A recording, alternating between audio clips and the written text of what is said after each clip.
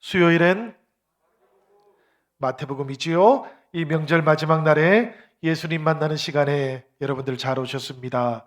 우리가 성경 속에 복음서가 4권이나 있는데요.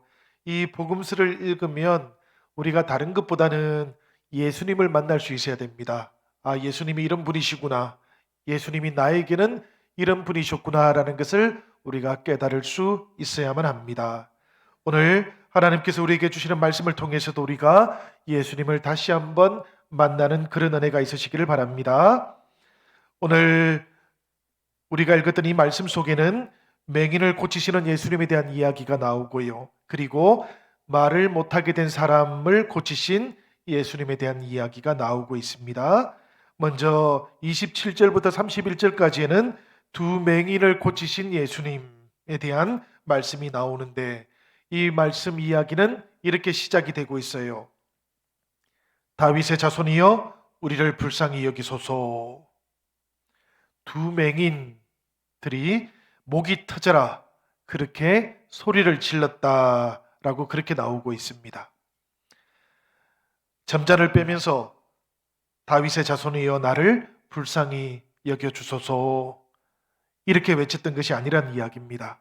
이 외침은 혼신의 힘을 다해서 예수님을 향해 소리 질렀다라는 그런 의미예요.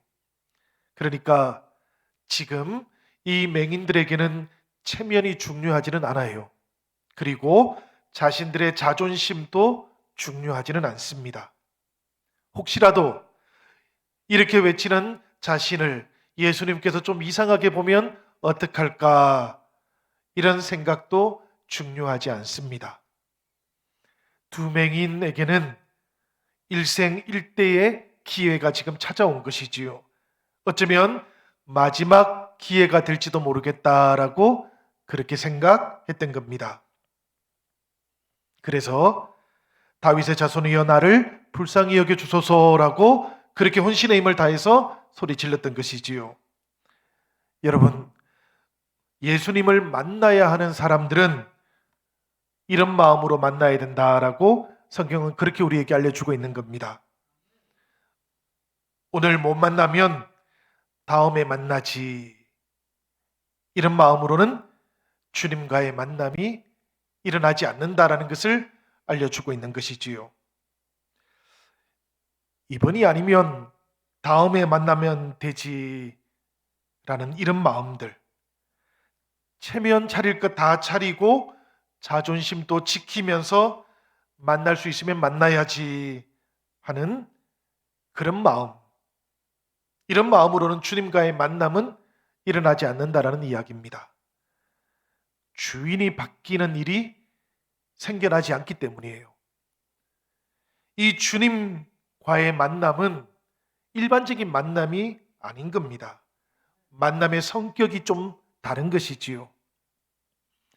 우리가 누군가를 단순히 스쳐 지나가듯이 그렇게 만나는 그런 만남하고 예수님을 주님으로 만나는 그 만남은 성격이 좀 다르다라는 그런 이야기입니다. 내 인생의 주인이 달라지는 아주 놀라운 사건을 우리가 주님을 만난다라고 그렇게 표현하는 것이지 않습니까? 그러니까 이번에 안 되면 다음에 만나지 이렇게 생각하는 마음 속에는 이런 변화는 일어나지 않는다라는 이야기예요. 여러분들이 주님을 만났을 때의 그 마음의 자세들을 한번 떠올려 보시기를 바랍니다. 누구든지 간에 주님을 만나서 나의 주님으로 변화를 경험했던 사람들의 만남은 스쳐 지나가듯이 그렇게 만난 만남이 아니었던 겁니다. 지금 아니면 다음 또 없다. 이런 마음으로 주님을 찾아야만 그 주님이 만나지는 겁니다. 지금 아니면 다음도 없다 라고 그렇게 생각을 해야만 역설적으로 다음이 있는 거예요. 지금 말고 다음에 만나면 되지라고 생각하면 다음은 존재하지 않는 겁니다. 이게 예수님과 우리의 만남, 내 인생의 주인을 바꾸는 그 만남에서 항상 요구되는 자세라고 성경은 그렇게 우리에게 알려주고 있는 것이지요. 여러분 한번 생각해 보시기를 바라요. 주님의 옷자락을 만지기만 해도 치유될 수 있겠다라고 생각했던 그 여인의 마음이 이런 마음 아니었습니까? 자기 체면 같은 것들 생각도 하지 않고 사람들의 이목 계산도 하지 않고 주님께로 달려나왔던 그 회당장의 마음도 이런 마음이었지 않습니까? 성경은 계속해서 우리에게 이런 마음과 이런 태도라야만 예수님을 주님으로 만나는 그 변화의 사건이 일어날 수 있다, 경험될 수 있다, 체험되는 것이다 라고 그렇게 말씀해 주는 겁니다.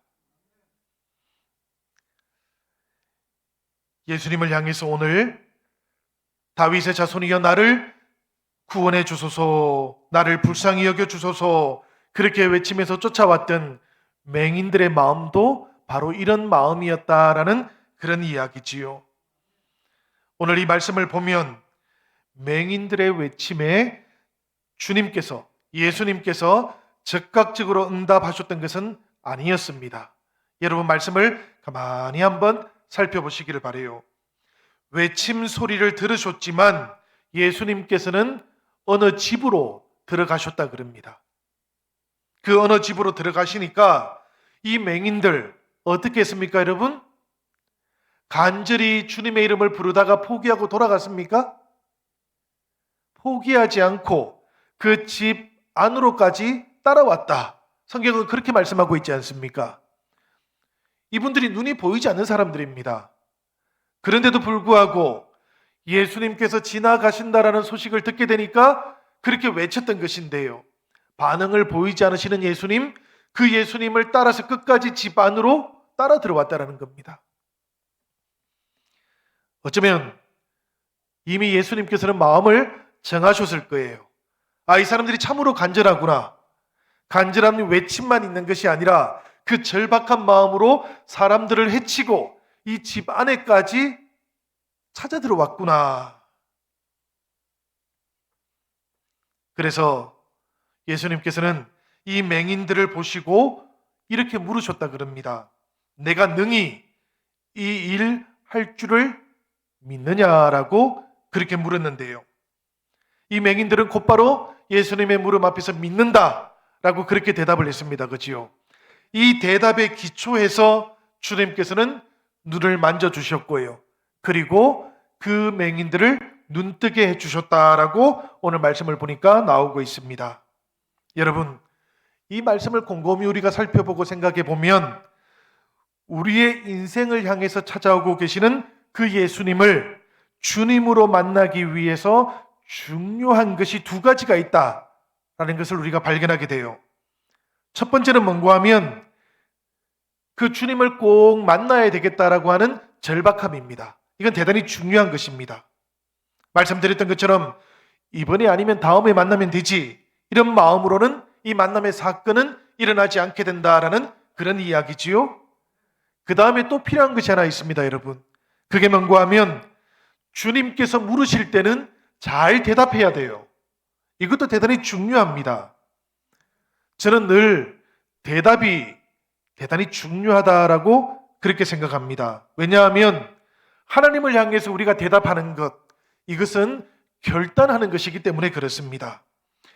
대답을 하는 그 순간부터 나는 달라지기로 결정했습니다라고 그렇게 대답하는 것이거든요.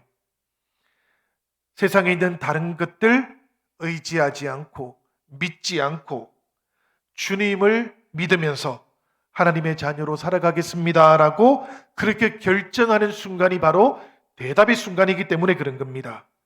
성도들에게는 누구든지 간에 이 결단의 순간이 꼭 있어야만 해요. 교회는 이 결단하는 대답의 기초에서 세례를 베풉니다. 그렇죠? 이 대답을 하지 않으면 세례를 주지 않습니다, 여러분. 아무리 저 사람이 잘 믿는 듯 보여도 대답하지 않으면 세례를 베풀지 않습니다. 왜냐하면 대답이라고 하는 것은 그 순간에 하나님 앞에 결단하는 것이기 때문입니다. 결단 위에 세례를 베푸는 것이지요.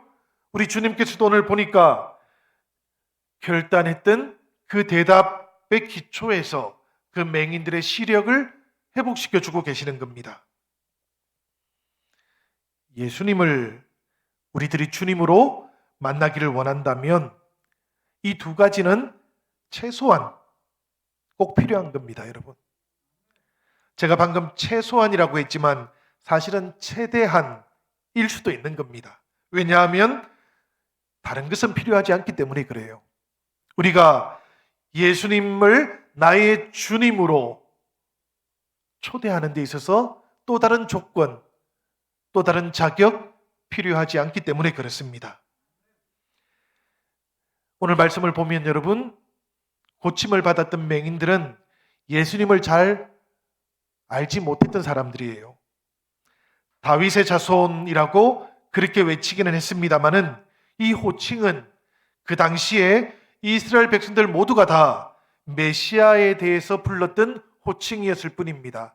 유대인들은 모두가 다 메시아는 다윗의 자손으로 올 것이다라는 것을 알고 있었던 것이지요. 그래서 이 사람들은 예수님에 대한 어떤 구체적인 지식을 가지고 있지 않아요. 소문을 들어보니까 메시아로 오신 분이 있다고, 사람들을 고친다고 그렇게 말하니까 다윗의 자손이여라고 그렇게 불렀던 것뿐입니다. 예수님에 대한 특별한 관계를 가지고 있던 것도 아니었고요. 특별한 지식을 가지고 있던 것도 아니었습니다마는 그럼에도 불구하고 예수님께서는 이 맹인들을 지금 어떻게 합니까? 받아주고 있지 않습니까? 이 사람들은 분명히 겉으로 볼 때는 초라했을 겁니다. 지저분하게 보였을 거예요. 신앙 고백, 이것도 분명치 않아요. 그런데도 불구하고 예수님께서는 지금 이 맹인들을 받아주고 계십니다. 예수님께서 무엇을 보셨기 때문일까요? 아주 분명한 것 하나는 이 맹인들의 겉모습을 보셨던 것은 아니지 않습니까? 그죠? 겉모습을 보셨다면 이 맹인들을 받아들이지 않았을 겁니다. 예수님께서는 눈으로는 보이지 않았던 맹인들의 그 중심을 보십니다. 그 중심이 무엇인고 하면 다른 게 아니에요, 여러분. 무슨 믿음이라든지 신앙 고백이라든지 이런 것도 아닙니다. 이 맹인들의 그 마음속에 있던 깊은 절박함을 보셨던 거예요. 그 간절함을 보셨던 것입니다. 이 간절함이 있고 이 절박함이 있는 사람을 주님께서는 외면하지 않으신다라는 그런 이야기입니다. 생각해 보면 주님을 만났을 때 사람들은 모두가 다 이런 간절함을 가지고 있는 것이고 절박함을 가지고 있는 것 같습니다. 예전에 여러분들도 그러셨겠지만 저도 생각해 보면 우리가 수련회를 가거나 우리 학생의 시절에 평소에는 학교 가고 주일에 예배 드리고 이런 거 외에는 신앙생활을 잘 할 수 없었던 학생들은 수련회를 앞두고는 마음을 다잡아 봅니다.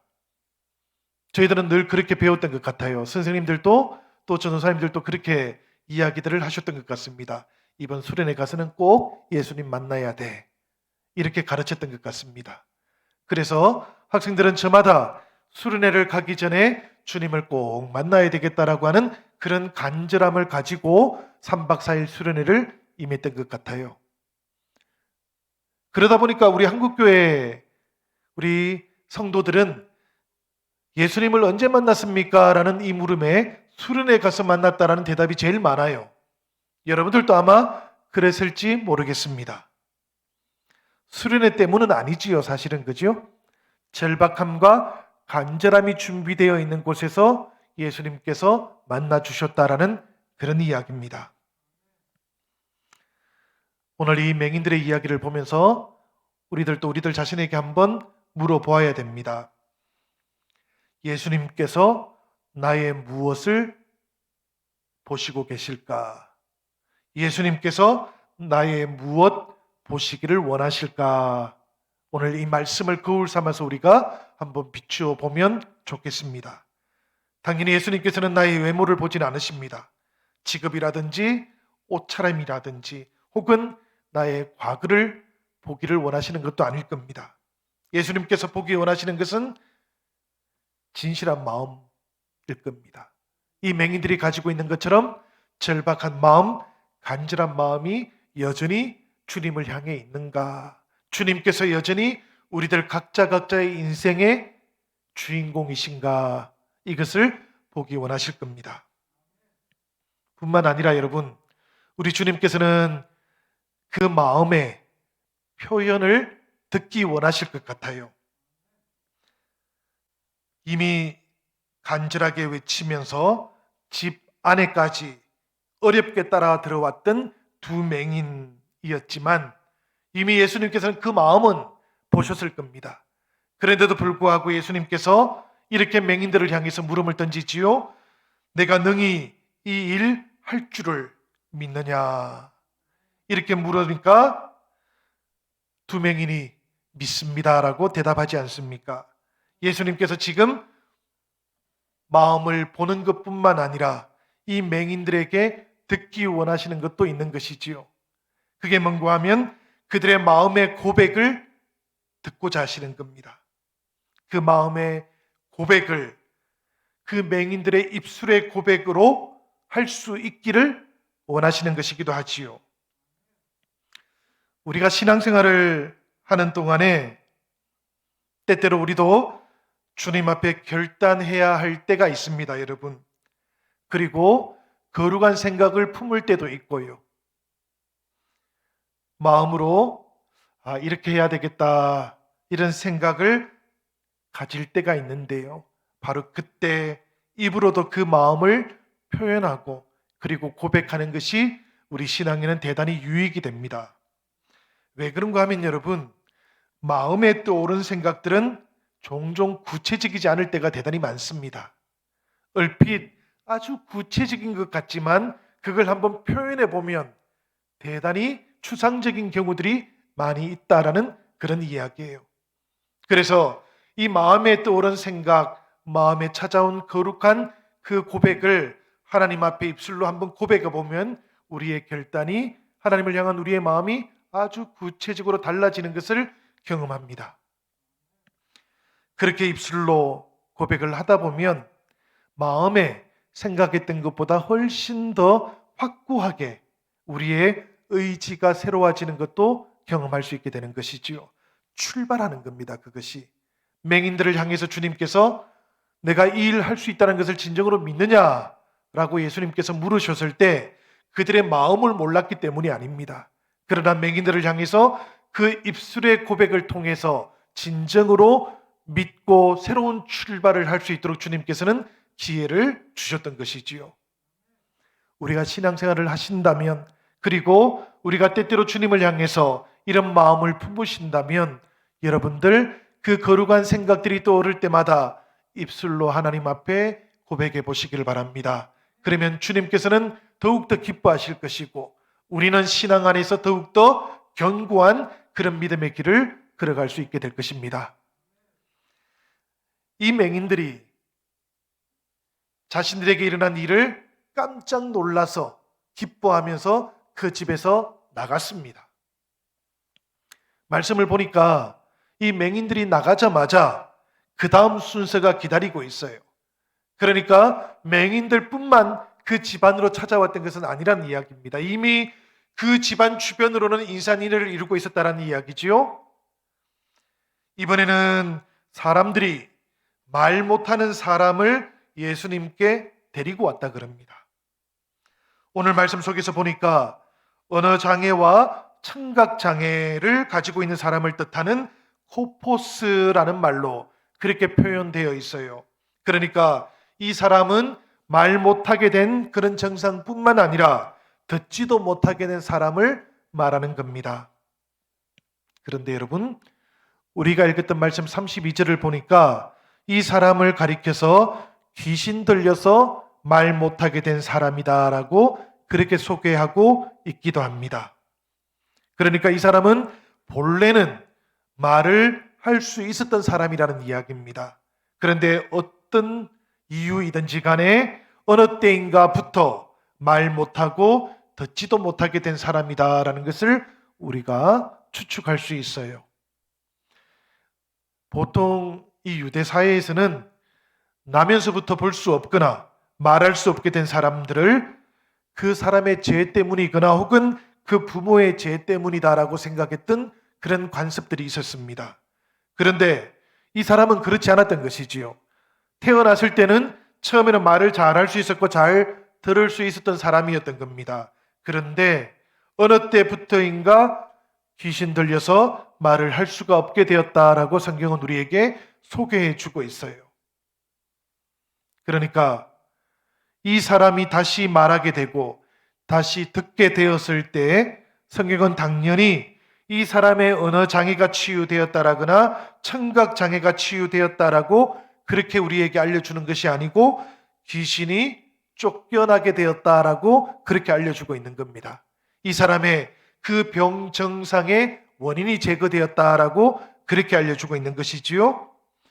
오늘 이 말씀을 보면 이 말 못하고 들을 수 없게 되었던 사람이 치유받게 된 그 과정은 소개되어 있지 않습니다, 여러분. 그죠? 이 사람이 어떻게 해서 치유받게 되었는지, 어떻게 해서 귀신이 쫓겨나게 되었는지 이 과정은 하나도 소개되어 있지 않다라는 겁니다. 오직 결과만 우리에게 소개되고 있어요.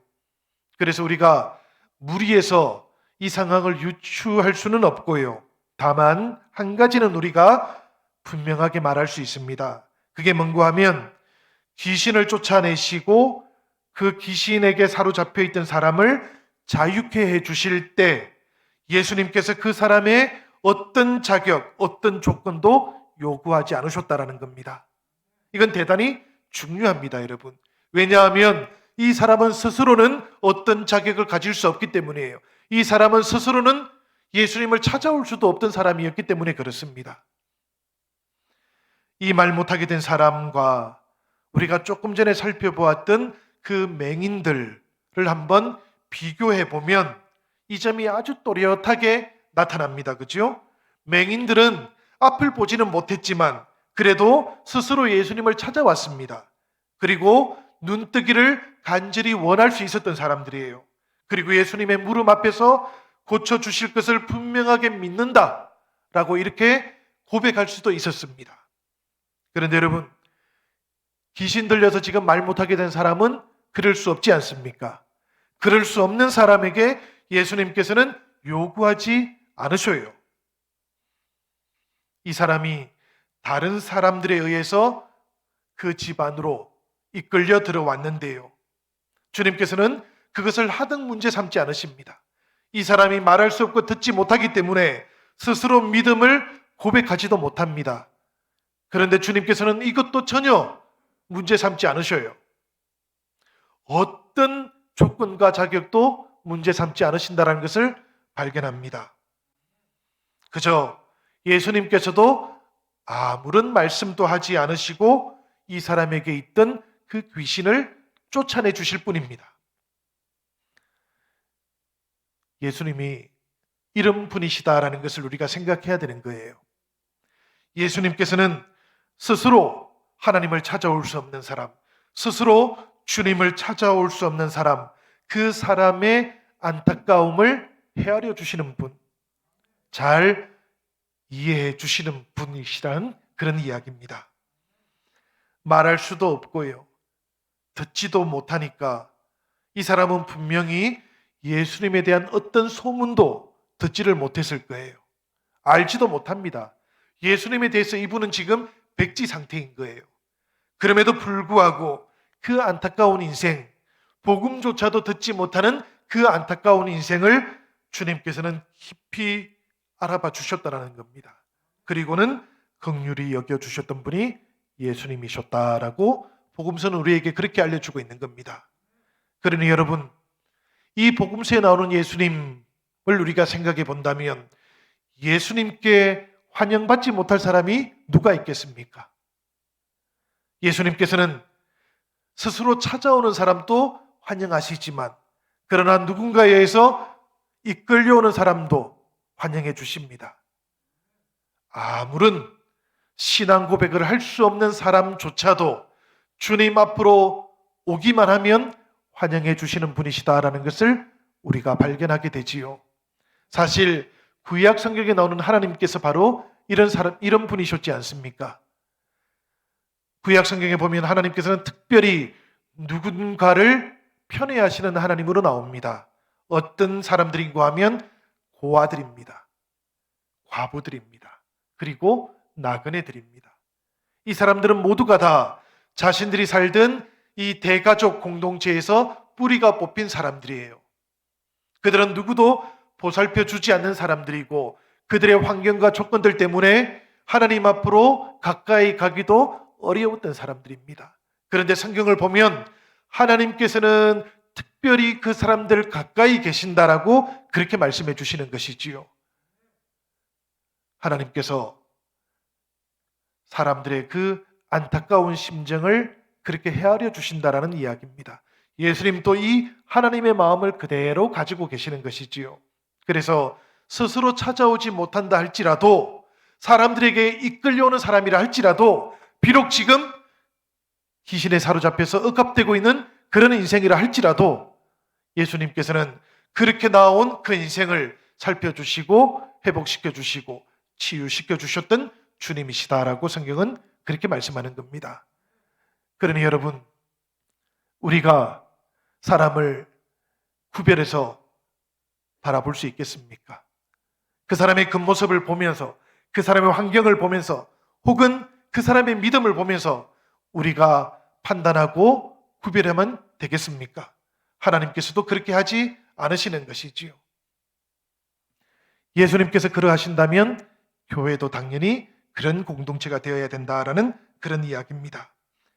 억울하거나 혹은 고통을 겪고 있거나 혹은 마음이 슬퍼서 스스로 하나님을 찾아올 수 없는 사람들일수록 우리 주님께서는 더 가까이 하시고 더 긍휼히 여기신다라는 것, 이것을 오늘 이 복음서를 통해서 우리가 깨달을 수 있기를 바랍니다. 이렇게 예수님을 만난 사람들에게는 고유한 반응들이 있어요. 예수님 만나고 나면 여러분들의 반응은 어떠하셨는지도 한번 떠올려 보시기를 바랍니다. 눈을 뜬 맹인들은 이런 반응을 보였다 그럽니다. 너무나 기쁘고 감격스러워서 예수님께서는 아무에게도 이 일을 알리지 말라고 그렇게 엄하게 당부하셨는데도 불구하고 나가서 예수님에 대한 소문을 온 땅에 다 퍼뜨려 버렸다 그럽니다. 이 반응이 대단히 중요하죠, 여러분. 마음속에 기쁨이 있는 사람은 입을 닫을 수가 없다. 이런 이야기 아닙니까? 그죠? 할 말이 있는 사람은 입을 닫고 있을 수가 없다라는 그런 이야기입니다. 예수님에 대한 그 소식을 전하지 않고는 견딜 수 없는 사람이 되었다라는 그런 이야기이기도 합니다, 여러분. 우리가 전도하는 데 기술이 필요한 줄 생각하지만 전도하는 데는 감격이 필요한 것이지요. 우리 안에 주님을 만나는 이 감격이 있고 우리 안에 주님과 함께 했던 그 기쁨이 있을 때 전하지 않고는 멈춰 있을 수가 없다라는 그런 이야기입니다. 두 번째로 보니까 말을 하지 못하게 되었다가 말하게 된 사람, 이 사람을 보면서는 이 사람에 대한 이야기는 안 나오지만 이스라엘의 많은 무리들이 이렇게 감탄했다 그럽니다. 이스라엘에서 이런 일을 본 적이 없다. 깜짝 놀랐다 그래요. 이것을 통해서 알 수 있는 것은 예수님은 사람들을 놀라게 하시는 분이시구나. 우리가 이걸 깨닫습니다. 예수님께서는 이 세상 사람들을 놀라게 하시는 분이신데 그 예수님께서 나를 통해서는 세상을 어떻게 지금 놀라게 만들고 계시는가? 우리가 돌아볼 수 있으면 좋겠어요? 예수님께서는 우리들로 하여금 예수님께서 하신 그 일들로 인해서 찬송하게 하시는 분이시고 간증하게 하시는 분이신데 나의 찬송이 그렇게 기쁨으로 채워져 있는지 그리고 나의 간증을 통해서 예수님이 지금 나타나고 있는지도 오늘 돌아볼 수 있으면 좋겠습니다. 성경은 아주 분명하게 이것이 복음의 능력이다 그렇게 말씀하고 있거든요. 믿음의 눈을 뜨게 된 우리가 보이지 않는 하나님을 보게 되는 것, 이게 얼마나 놀라운 기적입니까, 여러분? 오늘 말씀 속에는 눈으로 빛을 보지 못하고, 그래서 바깥에 있는 세계를 보지 못하는 사람들이 눈뜨게 된 이 일이 놀랍고 감격스러웠다 그럽니다. 그렇다면 보이지 않는 그 하나님을 볼 수 있게 되고 깨닫게 된 우리 믿음의 눈이 떠여지는 일은 얼마나 더 놀라운 일이겠습니까? 성경은 이것이 더 우리에게 놀라운 일이라고 그렇게 말씀하고 있는 거예요. 죄악에 사로잡혀 있는 이 세상 속에서 예수 그리스도 안에 있는 그 자유함을 누리면서 복음을 들으면서 하나님의 자녀라고 말할 수 있게 된 이 일이 우리들에게는 얼마나 놀라운 일이냐고 성경은 그렇게 묻고 있는 겁니다.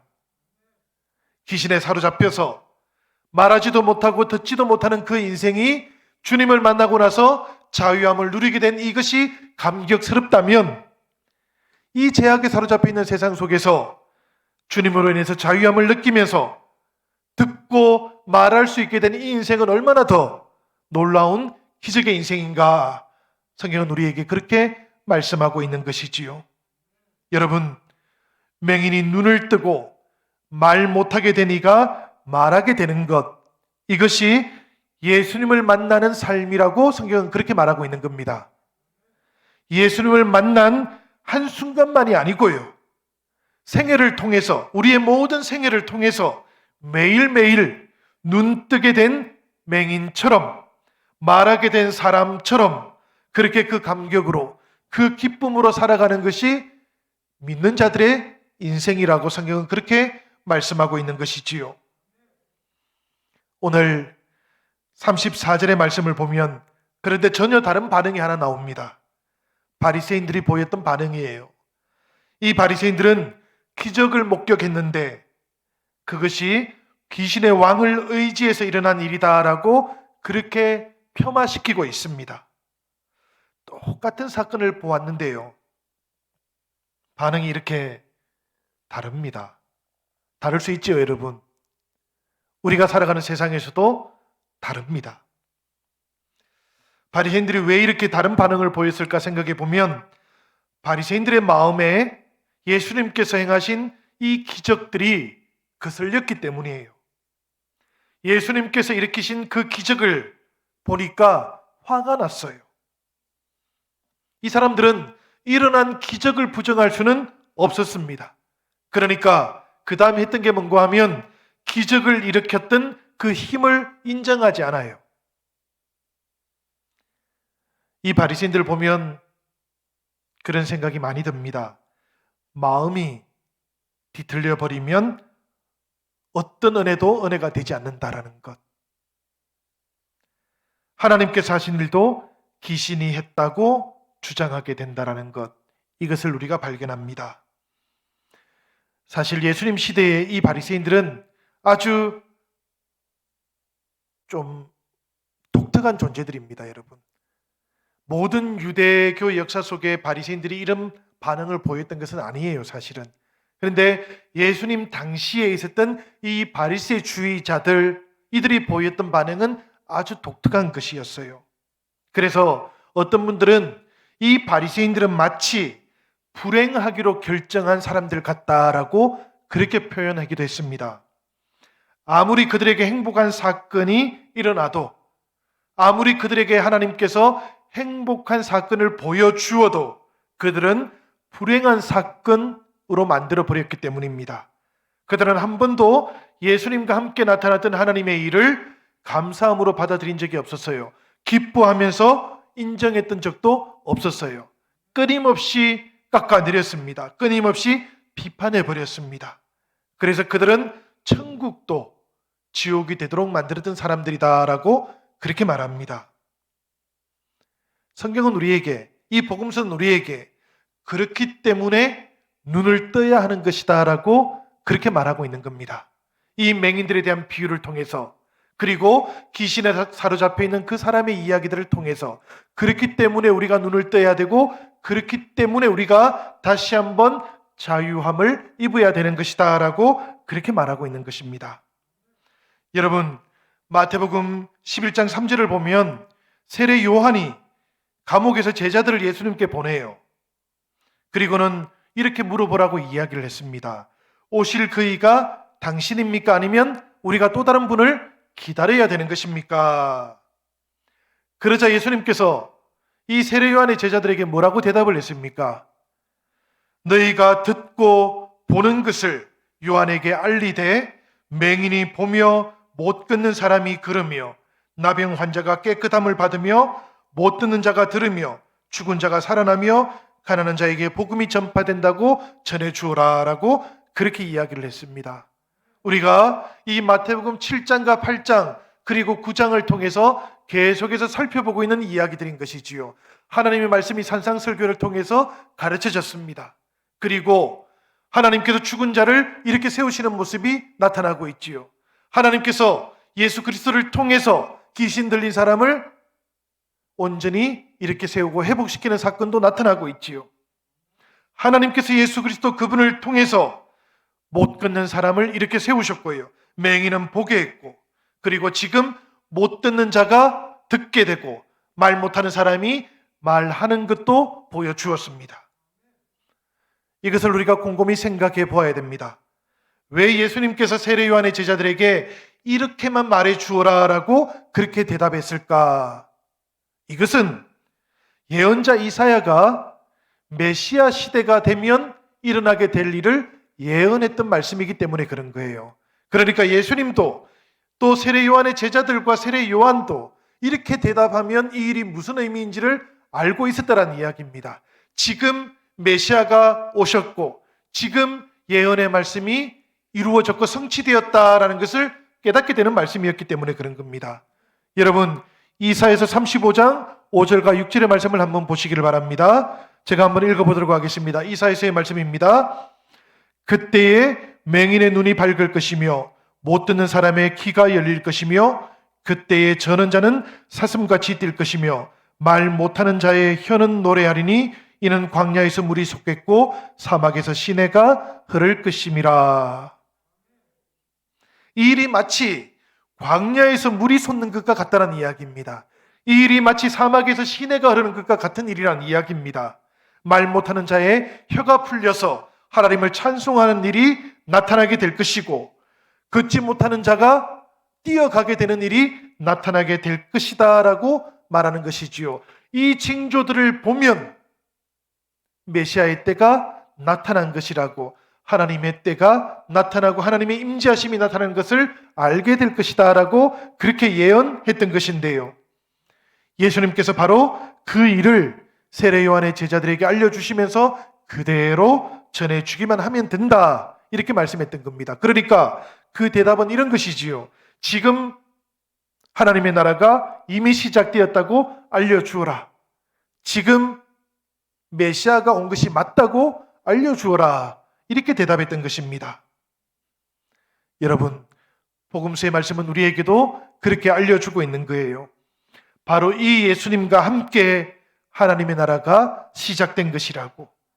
이 예수님과 함께 눈뜬 사람들은 예수님처럼 추수할 때가 이미 다가왔다라는 것을 각각 자신들의 시대를 통해서 볼 수 있게 될 것이다 라고 그렇게 말씀하고 있는 겁니다. 밭이 이미 휘어졌고 추수할 것이 많아졌습니다. 그런데 추수할 일꾼은 새롭게 충원되지 않았기 때문에 부족한 것이지요. 추수할 일꾼이 없었던 것이 아닙니다, 여러분. 그러나 이제 주님께서 오셨고 하나님의 나라가 시작되었기 때문에 이미 하나님의 그 추수하는 그 밭에 모든 곡식들이 익어가고 있다라는 그런 이야기인 것이지요. 그래서 주님께서는 제자들을 찾으시는 겁니다. 그래서 주님께서는 추수할 일꾼들을 찾으시는 것입니다. 그 부르심에 응답하는 사람들을 통해서 주님께서는 하나님의 나라를 가르치고 하나님의 나라를 전파하고 하나님의 나라가 임할 때 나타나는 그 치유의 역사를 통해서 하나님의 나라를 모든 사람들에게 나타내 보여주고 싶어 하셨던 것입니다. 여러분, 2000년 전 맹인들을 만났을 때 귀신에게 사로잡혀 있던 그 말 못하는 사람에게 하셨던 말씀만은 아니라는 이야기입니다. 바로 오늘 우리들에게 주님께서 하시는 말씀이고, 바로 오늘 우리가 눈 뜬 사람이고, 바로 오늘 우리가 말하게 된 사람이니, 우리가 하나님의 거룩한 일을 보고 하나님의 거룩한 복음의 말씀을 전파하라고, 그렇게 오늘 복음서는 우리에게도 하나님의 나라로 초대하고 있는 것이지요. 오늘 이 주님의 부르심 앞에서 하나님 나라 사역에 함께 참여하는 우리 모두가 되기를 주님의 이름으로 기원합니다.